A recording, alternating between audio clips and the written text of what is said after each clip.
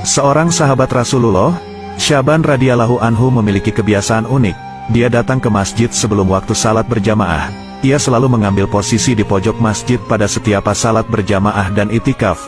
Alasannya, selalu mengambil posisi di pojok masjid karena ia tidak ingin mengganggu atau menghalangi orang lain yang akan melakukan ibadah di masjid.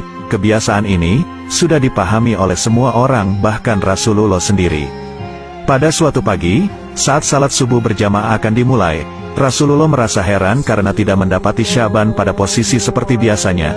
Rasul pun bertanya kepada jamaah yang hadir, apakah ada yang melihat Syaban? Tapi, tidak ada seorang pun yang melihat Syaban.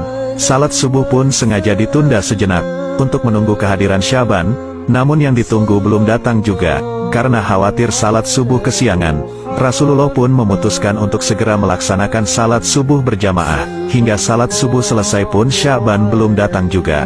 Selesai salat subuh Rasul pun bertanya lagi, apakah ada yang mengetahui kabar Syaban? Namun tidak ada seorang pun yang menjawab.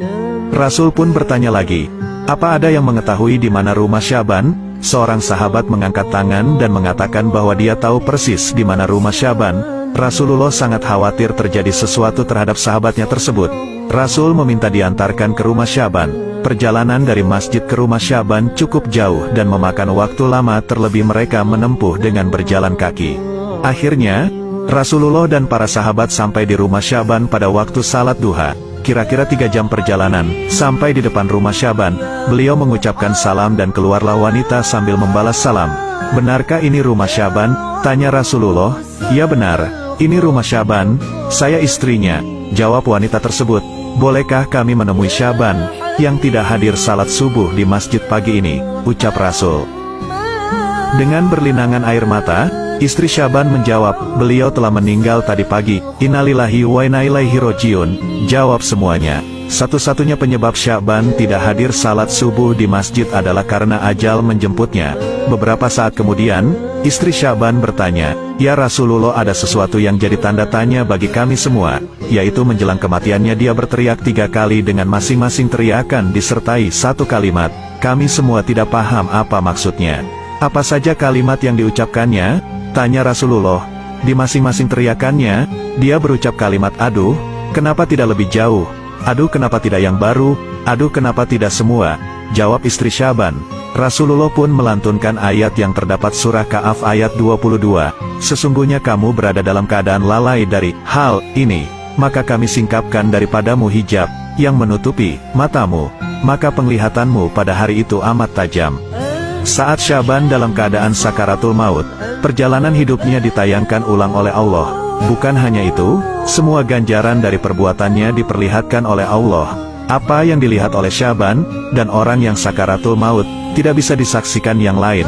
Dalam pandangannya yang tajam itu Syaban melihat suatu adegan di mana kesehariannya dia pergi pulang ke masjid untuk salat berjamaah 5 waktu. Perjalanan sekitar 3 jam jalan kaki. Tentu itu bukan jarak yang dekat. Dalam tayangan itu pula Syaban diperlihatkan pahala yang diperolehnya dari langkah-langkahnya ke masjid, ujar Rasulullah.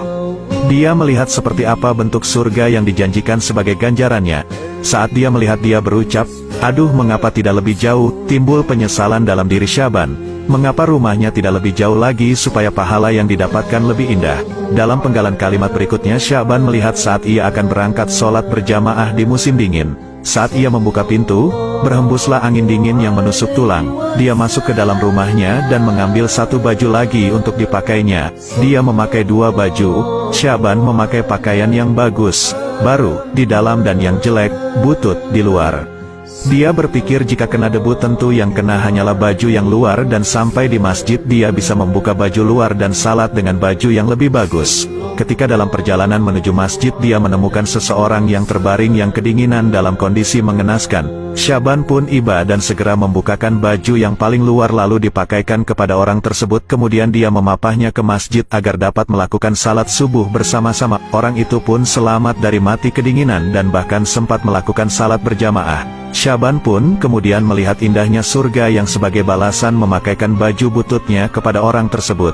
Kemudian dia berteriak lagi, aduh, kenapa tidak yang baru? Timbul lagi penyesalan di benak Syaban.